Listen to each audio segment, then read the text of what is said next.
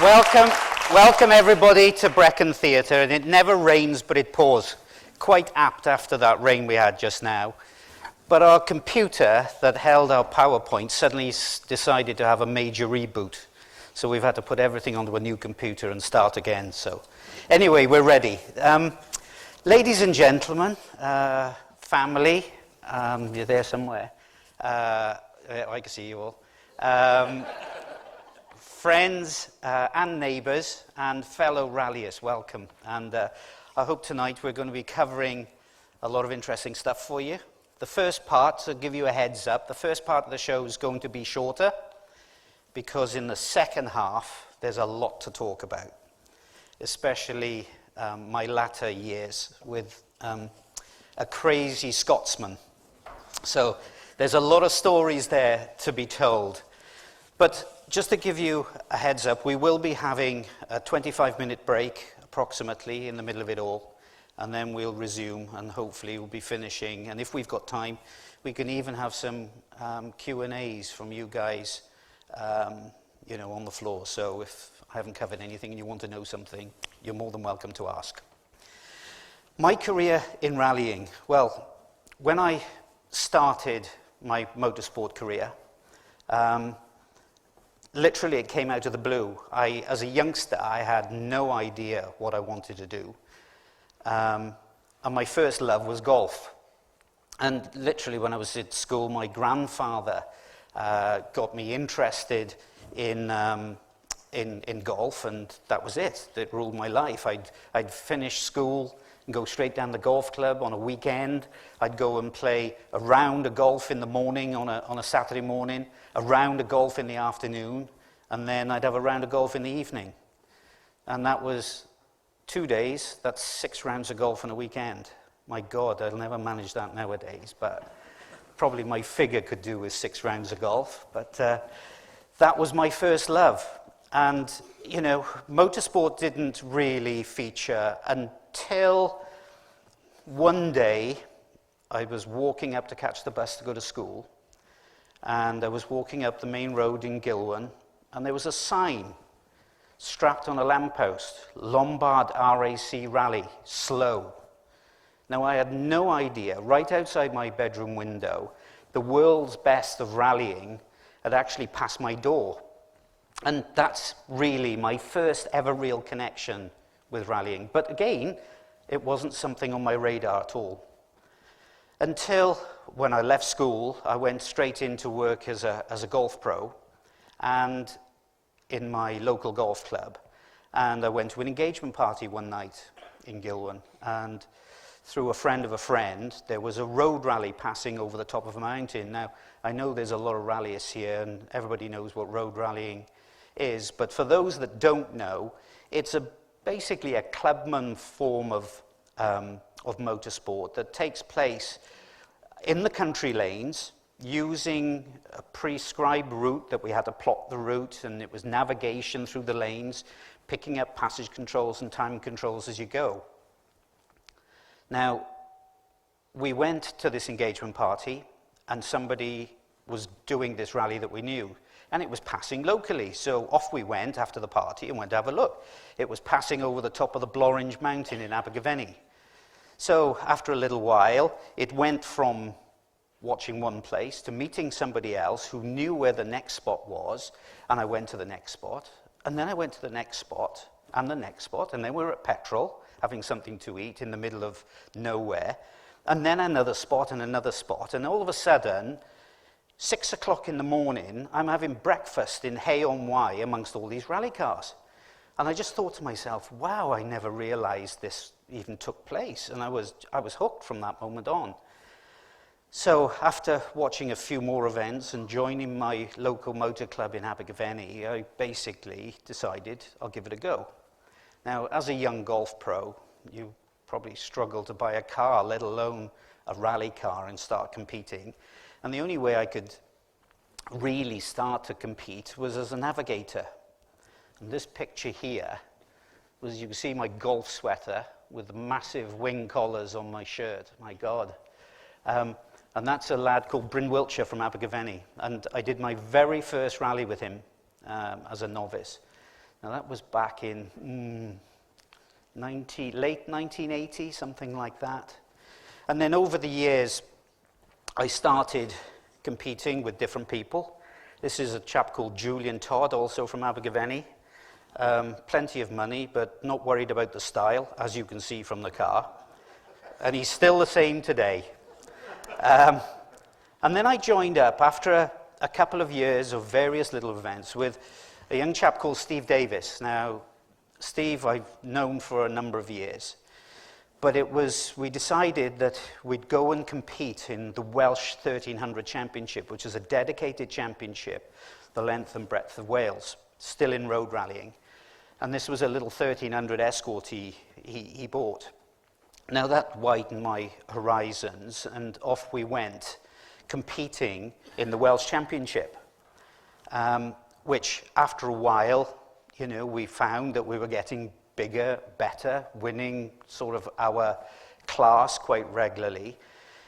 Anyway, at the end of the year, we ended up winning the 1300 Welsh Championship. So, fairly early in my career, I thought, maybe, perhaps I'm half reasonable at this, but didn't think any more, really. But Steve and myself went and competed in some weird and wonderful things. I don't know what possessed him to use this car. This was probably the worst thing ever. The brake discs are on the side of the gearbox on the engine. The wheels are out here. Well, the brakes lasted about 3 miles, I think. I mean, it was a useless car. But then I competed in various other cars along the way. And then I joined this chap called Graham Middleton, who we ended up having doing bigger championships and bigger events later in his career. But Sam was a very good driver. But then Steve upgraded his car, and Steve then bought an RS2000, which was the car to use on road rallying at that time. And we upped to the Welsh Championship, but going for overall honours in 1983. Now this image is from an event in 83, and we had fair success. It's so many years ago now. Struggle to remember what happened last week, let alone in 83. But we won quite a few events, but we had a lot of other solid events, and we ended up winning the Welsh Championship overall. So of course, after time, that sort of set us off onto new things.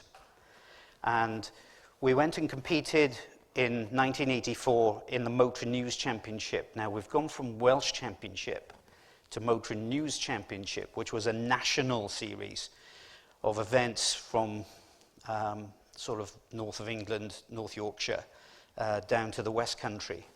But then mixed in between that was odd outings in this little Vauxhall Nova. Now, Vauxhall Novas featured quite a lot in my career, which we'll come to soon. But this little 1300 Nova, we did a giant killing act with it on one Motor News event.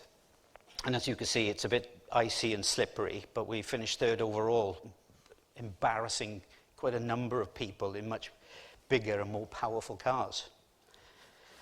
But from that, we got to the stage where, at the end of 1983, I kind of realized that, if I wanted to take this further, which I felt I wanted to, because at the end of 83, I was competing in these road rallies. I was rallying all the way through a Saturday night to the early hours of a Sunday morning.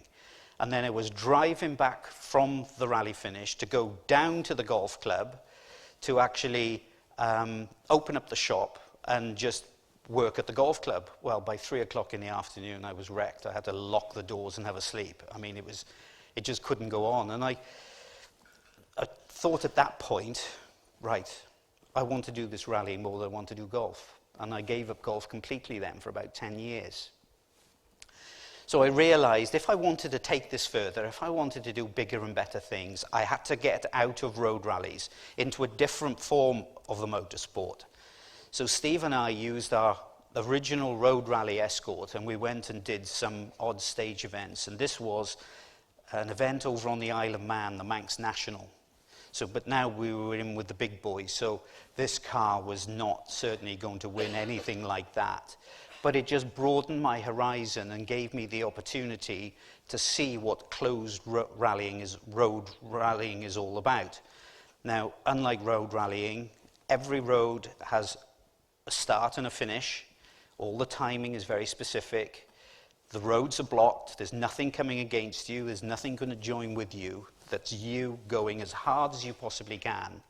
And that's what stage rallying's about. And that's what the major sport was at that time. We did, I can't remember what we did on that, how we did on that rally. But anyway, we decided then to join a little Vauxhall championship. And this is the Vauxhall Nova Junior Cup, I think it was called. And it was a little 1200cc Nova. Everybody had to have the same car. And we were doing the national stage championship amongst, there must have been about 12 or 15 of us, I would say. And this was the first round. Talk about baptism of fire. You can see this is supposed to be a forest road, but you can see it's full snow, and it was pretty tricky. But we were up against some formidable youngsters at that time who were quite experienced in stage rallying. And while we didn't really succeed that well initially, it did give me the opportunity to mix in with Vauxhall and the GM Dealer Sport team. Now, GM Dealer Sport is basically a consortium of individuals who then would get £5 a car for every Vauxhall car that was sold, and it went into a pot, which was also backed up by Vauxhall with some money, and they rallied all manner of things, but with professional drivers. But a lot of those guys were involved in this championship in helping promote it and coming out on events and speaking to individuals. So while that championship was not good from a results perspective, what it actually did was I met a lot of these influential individuals, which kind of gave me a step up the ladder. And I think the one thing that probably, as much as being a reasonable co-driver, it was I had some bright white, shiny white race overalls. Now, I looked really loud, to be fair. But at least it had, I think if you can't impress in other ways, as long as you look good, you'll get on in life. Do you know what I mean? So don't scrimp and scrape on your clothing, but those white racing overalls for me opened the door. Now, we did a number of events. There you are. That's a proper picture at the time. That's proper gravel forest rallying. But then I also had opportunities to jump in with this gentleman for one, I think, or two events. It's a local chap from Leominster. His father went back many years. This chap's name is Theo Bengry. Now, Theo came from, his father was quite a renowned professional driver back in his day. I mean, we are talking in the 60s, probably before I was born, actually. But they weren't shy at spending money on motorsport. Now, Theo went and won the Motor News Championship in an Ascona 400, a road-going version. And his dad said, "Hey, boy, we'll go and buy this factory car." And this was an official Opel car, which had the full Rothman sponsorship on it. And that was it. So that was, at the time, it was pretty much pinnacle of stage rallying. So that was a major car. So for me, jumping out of these sort of like RS2000s and small sort of little Novas, to jump into something like this on a high-speed tarmac rally, was something, quite special. But it was something that I managed reasonably well. And I think that sort of gave me the confidence to realize that I could probably do this as a profession. And I tended to put a lot of time and effort into it, a little bit more, trying a little bit harder, trying this, trying that, speaking to people. And slowly but surely, you'll get somewhere. Now, after this car, I jumped in with a chap called Chris Atkinson. Okay, he's a fairly local guy, lives in Hereford. But there was another championship called the Vauxhall Astra Challenge. Now, we're talking a quicker car, more power, better specification, and we did this national championship, of which there was probably the best of Britain were competing at that time. Now, this Chris Atkinson, he'd been around quite a bit, but he came from, how can I say, he hadn't done much for quite a few years, and he bought this car cheap, and he said, hey, Nick, why don't you come and do a round of this Astra Challenge with me? And I said, yeah, I don't mind, Chris. So, of course, there was all these young kids all walking around, you know, all full of themselves. And then there was this old boy, Chris Atkinson, and myself went out on the first round and completely blew them away. Now, at the end of the day, it only goes to show that experience counts. But all of a sudden, you know, Chris showed them the way to go. So these kids, all of a sudden, all right, okay, Mr. Atkinson, pleased to meet you. And they were very respectful. And then Chris, okay, in his wisdom, sold that car, and he bought this car. Now, to be honest, I haven't seen that many. It was something like a Group N. It's like a semi-standard road car, a 1600 Fiesta, and we went and did the Manx. We had a reasonable result, but it wasn't that kind of car. You weren't going to go out and actually win anything with it. But again, it had another string to my bow. But after that, and I think it was going into 1985, I was back with Steve Davis again. Like the moustache? Yeah, mind you, mine's better than Steve's anyway. But we had an opportunity, and we applied to be a part of a new championship for only 4 cars, and it was Wales, England, Ireland and Scotland, and it was just 4 cars, and it was called the Volkswagen Junior Cup, and we had to apply. And I mean, it was an odd application. I can't remember exactly what the application was, but we went and had an interview. Lo and behold, we ended up getting, you know, the Welsh drive. Now, the car, this is the setup. We got the National Rally Championship, and it was all paid for. We got a van, we got a trailer with a brand new Group A, which is a highly modified hatchback car, but still looking relatively standard. An almost full Group A, not the full Monte, but it was a good car for its time. And we were supported by, it was a Volkswagen garage in Newport. I forget. But we had to have mechanics from that garage to come and run us on events.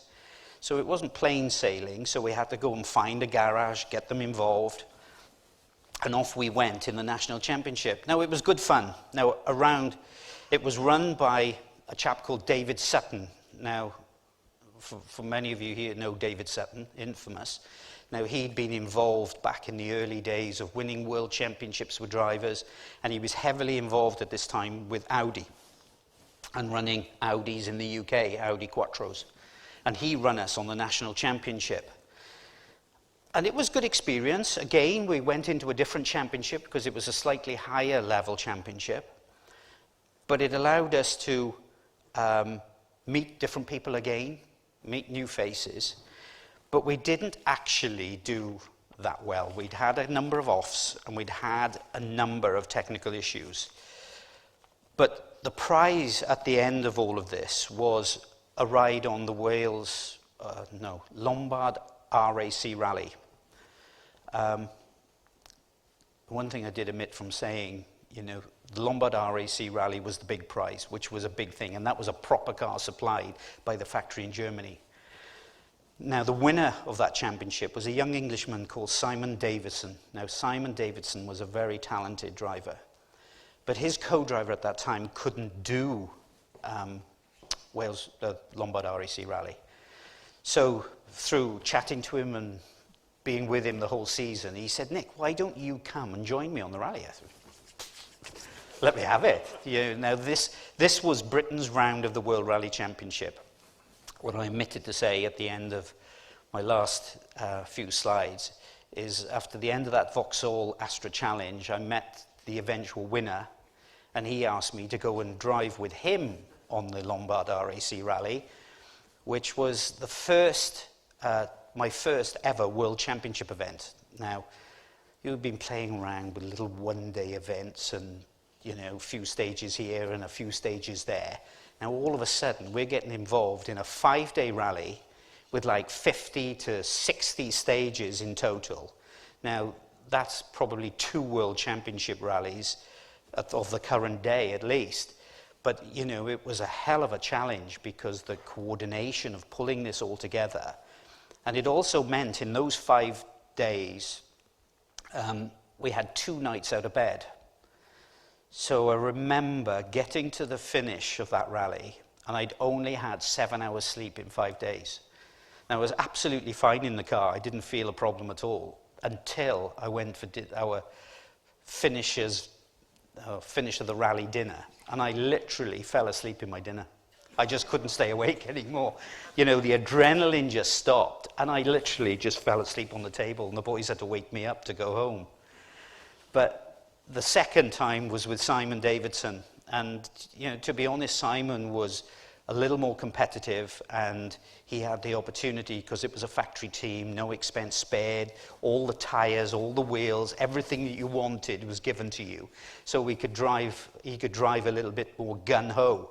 And we ended up actually finishing, I think it was about 19th overall, which was quite a fair result. We were down in the class because I think we were up against a very fast Swedish driver called Kenneth Eriksson, who I came to know later in my career.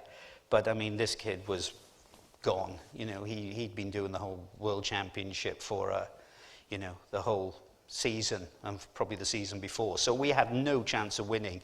But just that opportunity to be in a factory team around all these people.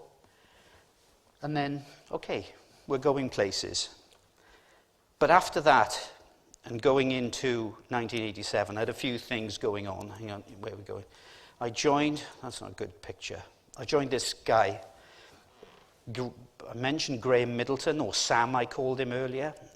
He answers to both. I think he'll answer to anything, to be honest. But, you know, so we did the British Rally Championship. So we were up against probably the second fastest lady that's ever been in rallying, which is a woman called Louise Aitken Walker.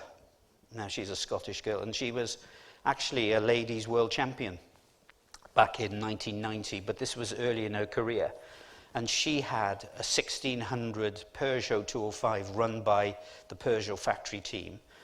And Graham bought this car, and we were kind of like privateers. So we were always battling against her, but all her resources and her speed. I mean, in fairness, she tanned our arse, so there was no chance to beat her, other than a few events if she got into trouble. But we had a tremendous battle with her, and we had great fun. But now we really stepped up to the next level again in terms of British rallying. It couldn't get bigger than that. Also during that year, I joined middle-aged Welshman called Harry Hockley. Now, Harry asked me, he's from Newtown, and he asked me if I'd come and join him. He was, at that time, a part of GM Dealer Sport team. So again, those white racing overalls worked its trick, because now all of a sudden, somebody from GM Dealer Sport actually asked me to go and join them. And, you know, it was a bit of an odd year, because we were dabbling around with a development, old car, with developing a 1600 engine and 1600 transmission on national championship, which at the end of the day wasn't great, but it did end up doing the Lombard RAC with Harry. It's a very lonely number, but it's a little 1300 Nova, which was similar to that car that we rallied on road events, but it was a hell of a quick car. But I remember we were up against this young Scotsman, and who was incredibly fast, incredibly brave, and sometimes incredibly stupid. And at the end of the day, he did manage to pull it together and get to the end of the event and beat us. And also, we were beaten by a factory Skoda. Now, Skodas at that time weren't the most attractive of things. Do you remember those? It was like a rear-engine saloon car. And they weren't the nicest looking things, and they were almost not worth much for scrap in the UK. But actually, as a factory rally car, it was incredibly good. And it had tremendous traction, and there was a Norwegian driver who, to be honest, won his class in this car for 22 years on the Lombard RAC. So we had no opportunity of beating him. But it didn't matter. I was a part of the GM dealer sport team. And I remember the first, we started in Harrogate, I think it was. And we were in a hotel, and we were having dinner. And all of a sudden, somebody said, oh, it's started to snow. My God, it started to snow. So I had my dinner, went out and had a look. And my God, this isn't snow. Do you know that really, really heavy stuff with massive snowflakes, and you've got a job to see through it? That's what it was like. And it snowed the whole night like that. And the next day we got up, and it was a complete whiteout. And it was a bit of an experience. Okay, in this little front-wheel drive car, we did have some snow tires, which helped matters, but quite tricky. But again, another part of rallying's experiences, and it was good fun. Now, we did another season with Harry in 1988, and we did another year with Sam Middleton in the British Rally Championship again, beaten by Louise Aiken-Walker again. And then I ended up doing another big sort of Lombard RAC with GM Dealer Sport again in 1988. But again, the GM Dealer Sport connection really kicked in at the end of 1988 on the Lombard RAC rally. Because in 1989, they asked me to come and join GM Dealer Sport. Now, that's an infamous bunch of individuals there. The guys in the back are actually management. And then the team starts sort of these two. Louise there, she joined GM Dealer Sport with, dear. Ellen Morgan, that was it. Then Malcolm Wilson, the now Ford team boss, and he had the gentleman with the moustache co-driving for him, called Ian Grindrod. And then the gentleman sat down is a chap called Dave Metcalf. And I was co-driving for Dave Metcalf. But this was now a big season because all of a sudden they were going to pay me to co-drive. I mean, it wasn't a full-time job, but I was getting a wage. And I thought, right, all this hard work and effort is actually starting to pay off. And at least it allowed me to concentrate a little bit more on what I was doing, and it meant it felt worthwhile. I couldn't give up a normal job because I had to give up the golf club completely, and I went selling cars in the motor trade. But this was a big step. But Dave Metcalf, as a driver, we were going to be using a Vauxhall Nova. This was the 1600 Nova that we'd been part testing for the previous couple of years.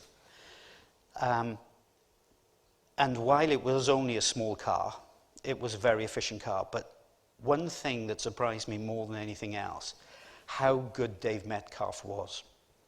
Now, Dave is not with us anymore, unfortunately. He had a road accident and died. But he had car control. He was one of these guys with natural ability, but that little front-wheel drive car, he could get it at incredible angles and somehow collect it and bring it back and get it, throwing it around. It was just like putty in his hands. He could just play with it. And, I was quite shocked how good this guy was. Unfortunately, we had some issues along the way. Mainly drive shaft problems. This is us on the first round. We broke a drive shaft, and that's Dave sussing out what had gone wrong. And it took a little time before we actually got this car up and running. But when it was running, hell, it was exciting. I'd never been at such a pace with somebody driving that close to the limit, you know, and to have that experience as a young co-driver. Even all the people I'd been with before, who'd been good drivers, but all of a sudden, this was different. This guy was on the limit. And you had to really concentrate hard at what you're doing because it was all happening so quickly. But we went on and did other events through the British Championship. Results got bigger and better until we got to the Manx Rally, the Isle of Man again. And this was Britain's round of the British Championship. Now, we were up against a lot of top-end factory drivers. So Ford Motor Company there with all their factory drivers, Mark Lovell, Russell Brooks. Who else drove that year? There was somebody else in the factory car, maybe Jimmy McRae. And then there was quick, very quick amateur drivers in Phil Collins, Irish drivers called Austin McHale, all in Sierra Cosworths, which were like 350, 400 horsepower, fire-breathing, turbocharged, 2-litre rally cars. And then there was us in our 1600 Nova. Now, the first day, it was a bit of a struggle, it was dry, but then all of a sudden the weather changed, and the weather, it became wet. And now, Dave's ability all of a sudden started to kick in. Now, he was latest of the late breakers, and he was the most committed of the committed drivers on the corners. But in the wet, it made all the difference. And all of a sudden, you know, we come from, I forget where we were, but we were outside the top 10, and we were climbing the leaderboard until we got to the finish, and we finished 4th overall in this little Nova. We beat all our teammates in Vauxhall Astras, 2-litre Astras. Malcolm Wilson, the whole guys, beat them hands down. Now, when we went, I always remember going to the prize giving. And the prize giving was in a place called Summerlands. Now, Summerlands was a big sort of party venue on the Isle of Man. And it was where everybody went to have a big party after the event. And we were called up on the stage as stars of the rally. And people were cheering and shouting and bawling. And they literally carried Dave and I above the whole crowd, all the way up on the stage. And that was my first feeling of, wow, this is fantastic. I want more of this. But that, I can tell you, was probably the most exciting, rally, one of the most exciting rallies I've ever done. Now remember, on the north end of the island, on the last day, we were coming down this very fast B road to a crossroads where we had to turn 90 left. And it was chucking it down with rain. So here's Dave, flat out in this little Nova, wouldn't go any quicker, touched the brakes to try and slow. Bzzz, nothing, it just skidded. Touched them again, bzzz, nope, not going to stop. Next minute, handbrakes this thing, throws it backwards. Now, we're now going backwards past the slot on the right. So we're going backwards at about 60 miles an hour. And I look to my right, and there's these high banks on the side of the Isle of Man. And on the top of this bank was Dave Metcalf's wife. And she couldn't believe it. We went past her quicker than cars turning left at the junction. Well, before he'd even stopped the thing, chunk, it was in first gear, trying to get the car going forward, and off we shot. But that was a tremendous rally. But we also, with Dave, he had a car from Vauxhall for himself, a bigger 2-litre Astra. And we went on and did a lot of the National Rally Championship. He did very well on a lot of it. We had probably quite a nasty crash up in North Wales. But that was a tremendous grounding for me. But again, being a part of GM Dealer Sport meant that I opened up a number of other opportunities. And off the back of that, we went and did the Mobile One Rally Challenge, which was a televised event of 5 different cars, 5 different stages, and how many have we got there? 2, 4, 6, 8, 10. 6 different crews. Stig Blomqvist from Sweden, megastar. Pentti Aurikkala, big star. Malcolm Wilson. Mark Lovell, Russell Brooks, and Louise Aitken-Walker asked me to join her. So that was good fun. And it was a great experience. Louise felt a little intimidated by all these mega stars, and she found it quite difficult at that level because she'd only been in BRC, but she did a sterling job. But again, off the back of all of this, somebody asked me to join them in the 1990 season. And it was Malcolm Wilson, who was the head man at GM Dealer Sport at that time. We had an opportunity to join Ford Motor Company. Things have changed a little bit since then because Malcolm is now the Ford main man. He runs their rally program from his own premises up in Cumbria. But at this time, the factory rally team was based in Boreham, which is over in Essex, near a lot of the main factories. But this was interesting. I mean, we had the opportunity, this was my first opportunity to actually get off and do World Championship and bigger events abroad. But it was a two-pronged attempt in the first year because the car that we were going to use at that time was not 100% homologated. Homologated means the officials had signed it off for use in rallying. So we ended up, this was the car we were going to use, which we did use later. I mean, it's a bit of a family saloon, that. I mean, yeah, you could put, 4 adults, a kid, and all the luggage you'd want in the boot. But it had a great engine, and it was a 4-wheel drive system. It had the most ridiculous gearbox. It had a 7-speed gearbox, and the first gear we never used. I don't know why they did it. But while we were testing and developing that, we were using a 2-wheel drive, rear-wheel drive version. So instead of it, again, it was based on that same family saloon. But we were doing the British Rally Championship with this, and then doing some testing and development early on. Now, we were up against a young Welshman called David Llewellyn, who was an incredibly fast driver at that time from the UK. And he had a 4-wheel drive Toyota Celica run by Phil Collins. Actually, my business now is based in the same workshop that they used to build David Llewellyn's cars. So we were never going to beat him in a 4-wheel drive car, but we gave it a good go. But that was great experience with Malcolm in those forests. But the one thing it did allow me to do was get off and do some testing on proper events. And with Ford Motor Company, it was all properly structured. So this was us testing in Monte Carlo rally.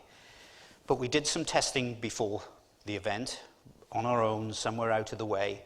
But then we actually went on the rally itself, and there were some dedicated stages we were going to use from the rally where we did set up timing points, where we timed cars passing a point and finishing at a point.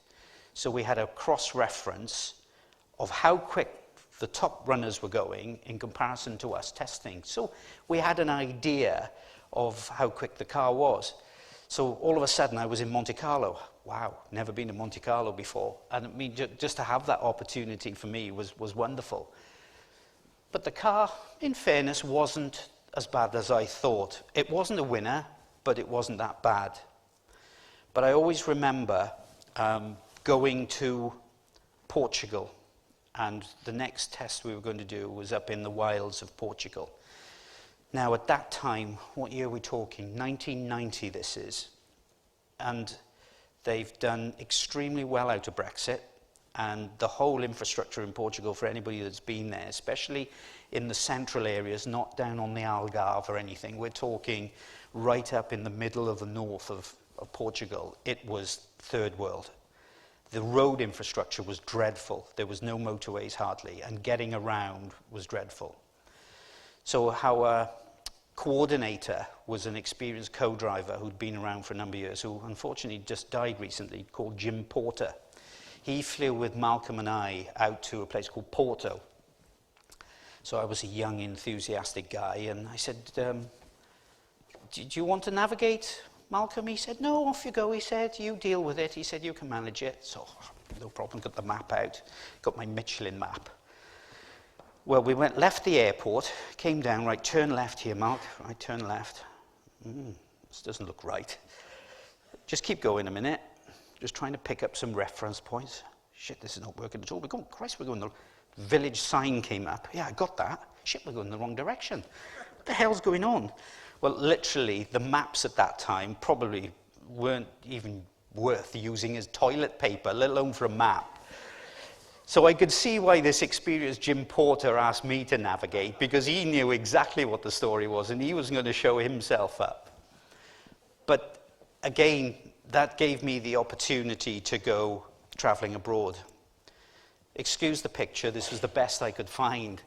Malcolm and I went and did this Mobile One Rally Challenge in 1990, and this was the last time we'd ever run. And we ended up, Malcolm and I, get up against this experienced Stig Blomqvist, who was a world champion. And we had to go up this stage called Fall to Will on the Isle of Man. And this was last stage, do or die, winner takes all. And we managed to pull it off in the Ford Sierra. So at least we won something in 1990, at least. But we had a 2-year contract with Ford Motor Company. And at that time, that gave me a full-time wage. So, you know, I gave up work completely. My life was rallying. All I'm doing is concentrating on rallying. And off we went to Monte Carlo. And this is us at our starting point in Monte Carlo. The footwear doesn't look the best there, guys. You could swear I was down in Monte Carlo there with those shoes on.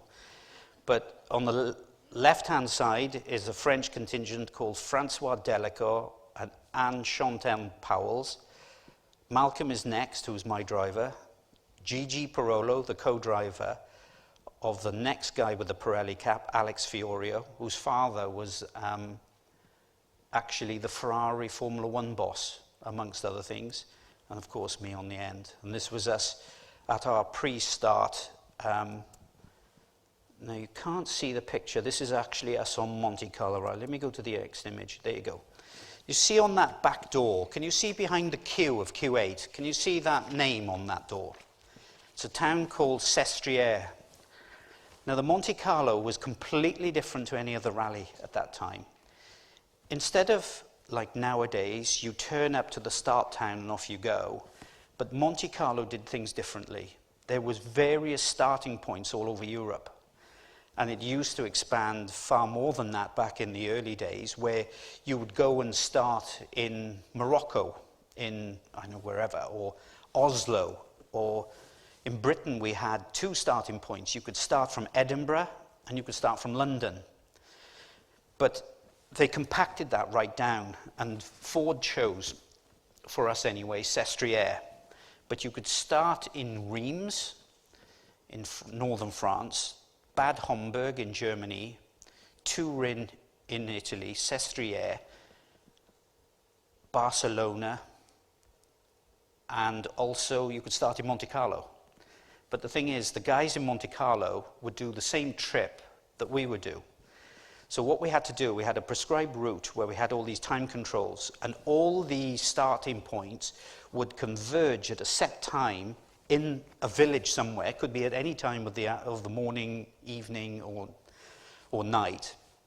And they'd all correspond on. So maybe, say, Monte Carlo would be the first bunch of cars to go down this time control. Then next turning up would be Sestriere.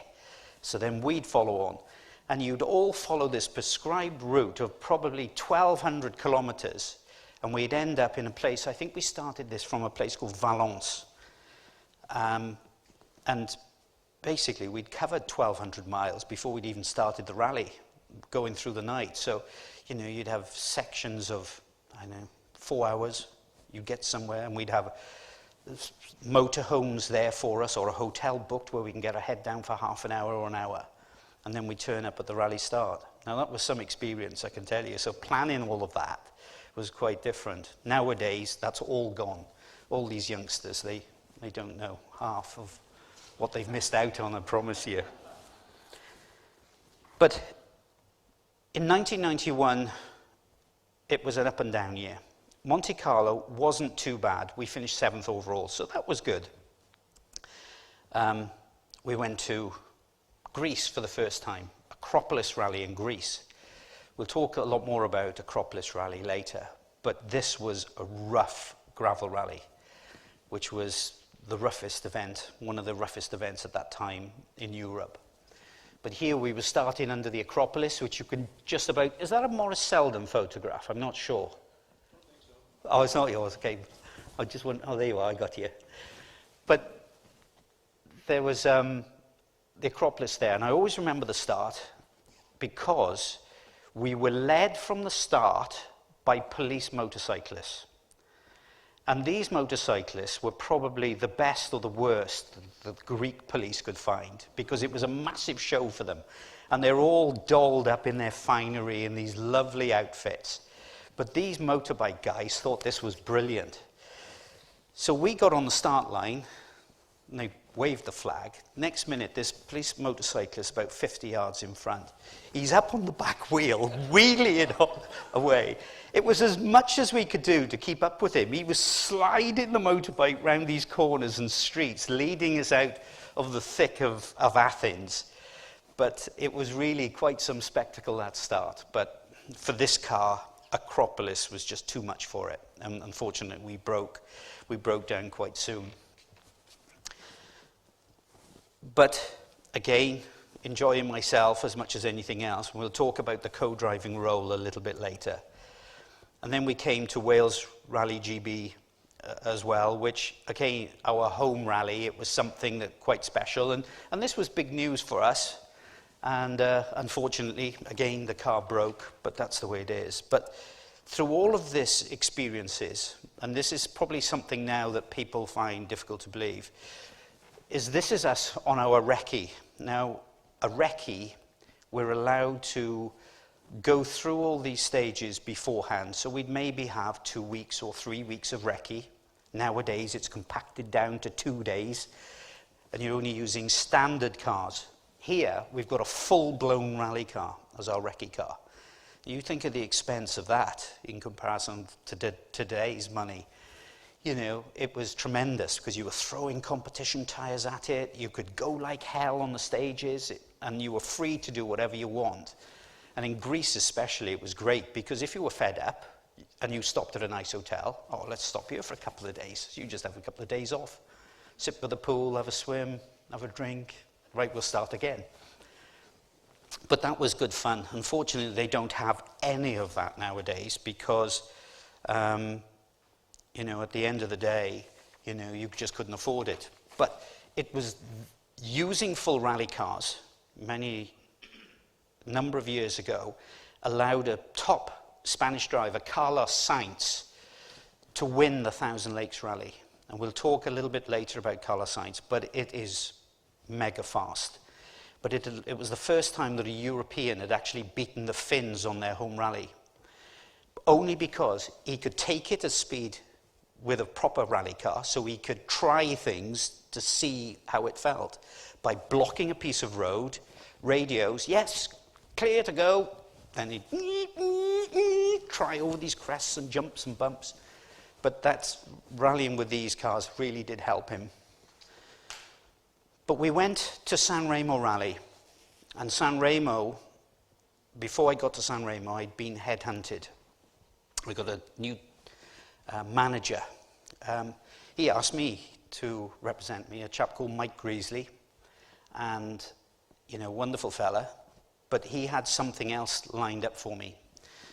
Now, at that time, I knew before San Remo that I was not going to go with anybody else but Toyota in 1992. But Malcolm didn't know. So I thought, right, I'm not going to tell him until after the rally because it was going to be announced after the rally, which I thought was fair, allow him concentrate on the event itself. Well, unfortunately, we were down at the start of this rally, and one of the Toyota drivers called Armin Schwartz said, oh, Nick's off to Toyota next year, I see. Is he? Oh, no, I couldn't believe it. How the hell am I going to manage this now? Anyway, he was not happy. And I always remember we were in the room next to Malcolm and his wife, and there was hell to pay. Do you remember it, Chaz? God, there was some flipping. They were arguing, they were shouting at each other. Oh, my God, Malcolm, I only did this to help you in the rally on this event. But anyway, in the end, it all worked out quite well. But off we went to Toyota. And I joined this guy called Mikael Eriksson. He was a Swedish driver. And it was a, how can I say, a funny program. It wasn't a big program. I had a much bigger program with Ford, and that wasn't big. We were only going to do 3 rallies. But one of the rallies, we had to do all the test and development for Toyota for Safari. Now, Safari is based in Africa. And this soon was to become my favorite event for so many different reasons. And we'll have a lot of Safari as we go along. But to spend what was approximately 4 months in Africa, I got to know it reasonably well. And after the Lombard RAC rally, I'd finished with Ford, so that was it. Plane ticket, here we go, December, arriving now in Nairobi airport.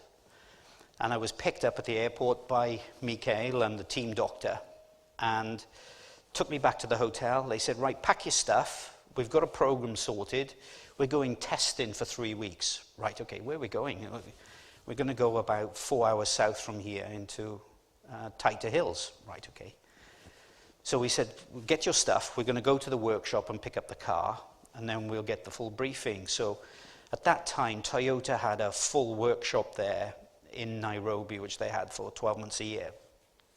Big compound, security guards and everything, masses of locals all around there, keeping the place spick and span. And there was the rally car, met the engineer, Dargo, who was a real Safari expert. And then this is the car doing the seats and the seat belts, making sure everything was nice and snug and tight. And so, right, this is it. There's your route. We want you to follow this route, and we have a very specific road book with mileages at junction tulips to say turn left at a crossroads and whatever. And he said, you follow this route all the way down. He said, and when you get to here, make your notes, because this is the first section we're going to start using tomorrow morning. So right, off we set in this rally car. So unlike this car here, on Safari we had lights on the wings in front of the wing mirrors, because when locals saw this, they knew it was a Lally car, because they couldn't say they're ours. Safari Lally. And they knew when they see these lights up here, whoosh, off the road. Because now Africa, we've gone from closed roads to open roads. Anything, you could meet anything. You could meet trucks, pickup trucks, people walking, people on cycles, elephants, giraffes, the whole lot. The roads are open. So we're blasting our way down to Mombasa, and I'm seeing these zebra, and then all of a sudden all these monkeys, baboons were crossing the road. Wow, I couldn't believe it. And we eventually came to this junction, right, turn right in here, right, turn right, right, start is here. So off we set on this section now. And I expected it to be rough, but I had no idea really. So off we go, and he was dictating these notes. We talked about pace notes, and pace notes is a detailed description of the road that driver likes. We discussed this on the way down the road, so I kind of knew where we were. And he said, right, keep left round Washaway. Washaway. What the hell's a washaway? And it's basically, when you're out in the bush, there's no bridges. You haven't got any fancy sort of concrete structures with water flowing underneath them. It's you and the elements. It's making the best of what you've got. A washaway was where a flood has come and just washed this road away, and we had to keep tight left to get around it, and off we went. So we made these notes and turned left, and after about another couple of kilometers, I said, stop, stop, stop, stop, stop. Now, at this point, we were on top of the biggest boulder I'd ever seen in my life. I said, listen, this can't be right. You know, I said, there's no road here. I can't see anything of a road. And I said, look, where the hell are we going to go? And he said, I think we're all right. He said, I've been here before. I said, I don't know what to say. I said, well, we've got to follow it. I said, but, you know, I was looking now, at this point, the heat in the car, not used to this temperature. The sweat was pouring out of me. And this route I had on A4 sheets of paper on my lap. Now, I picked it up, and it was in about 40 pieces. All the sweat had ruined this paper. Oh, right, okay, this is going to be a bit tricky, Mikael. Anyway, we made this loop, and we set off, and we stayed for about 2 weeks in a campsite. Now, we were camping, more like glamping, and this is our entertainment at night, and they persuaded us to join in and use some local instruments. But this is my first experience of world-class rallying with what was at that time a rallying superpower. These were the team. So we had 2 weeks of rallying round these roads with a car that I fell in love with.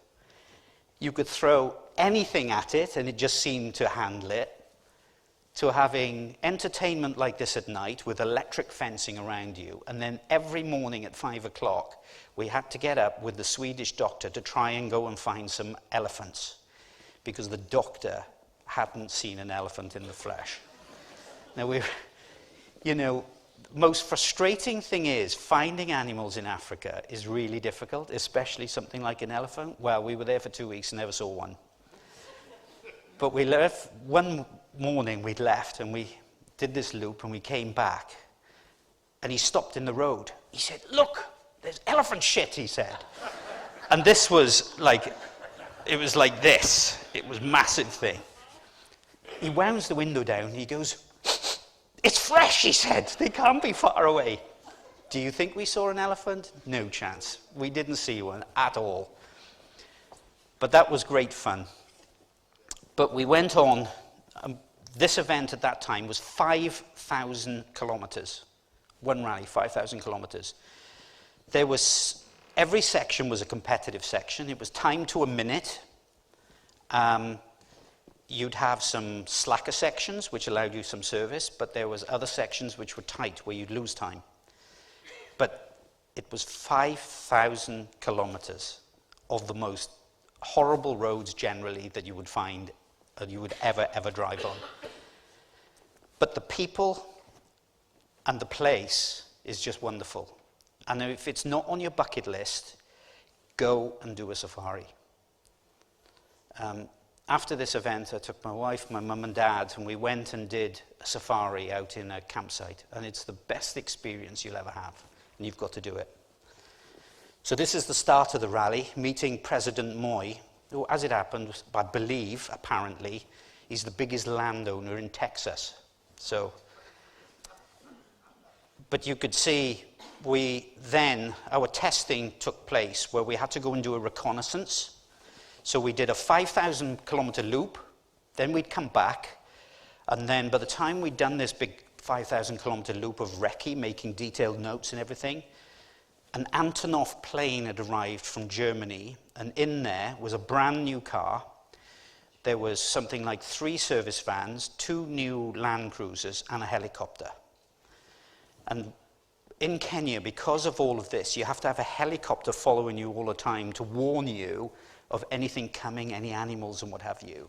And they're in radio communication with us, but they brought all this infrastructure.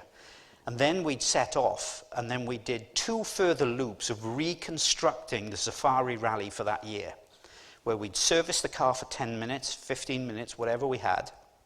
We'd stop there while the vans had to hopscotch and disappear off here, there, and everywhere. And then we could set off because they'd be at the next point when we get there. So we'd done 15,000 kilometers of around this rally route, as well as God knows how many thousand kilometers of testing in sort of December, before the team arrived, and we have to go and do a recce and do the whole route again with recce just to make sure. Now, the weather can change dramatically and conditions can change. But by the time we'd done our first loop of recce, Mikael said, "I'm not going to do the next loop," he said. "I'm going to go down to Mombasa and have a week off." So I stayed in Nairobi, but unfortunately for Mikael, that was the worst thing he could have done, because our team boss was a fellow Swede, Uwe Andersson, and Uwe didn't like that at all. And basically, that was the last rally he ever did. Uwe stopped him from competing. He cancelled the 2 other events that we had, which was Argentina and Acropolis.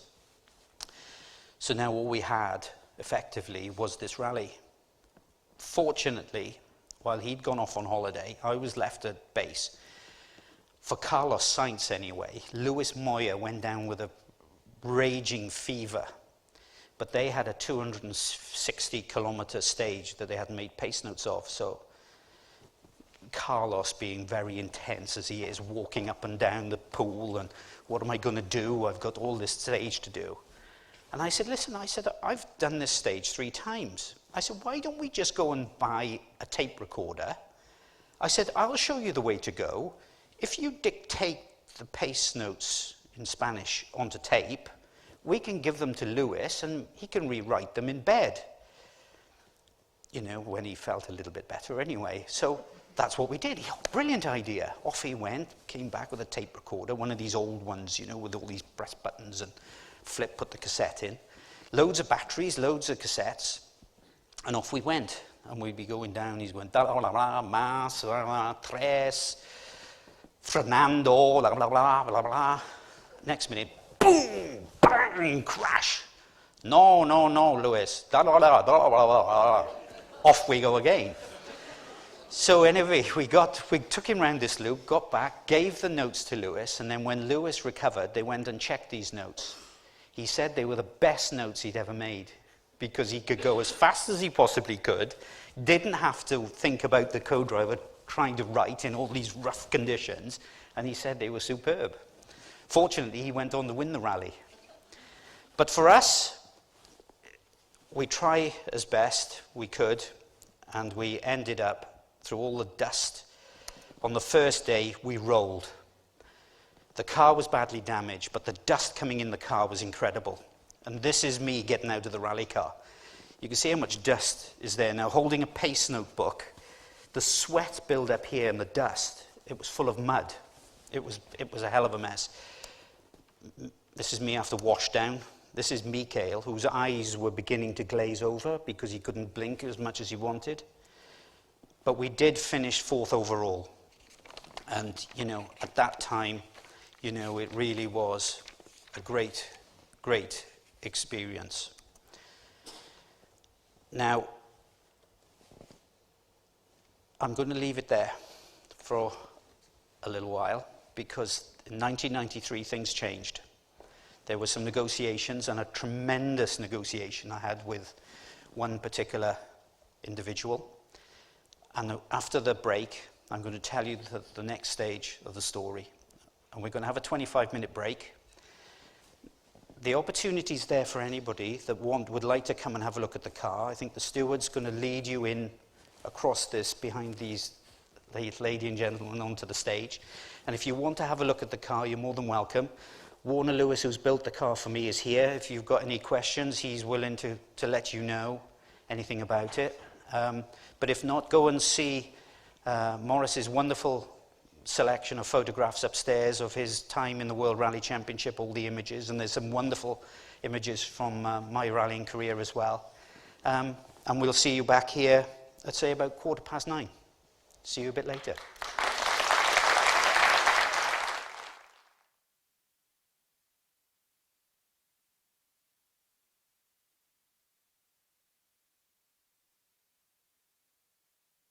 And everything.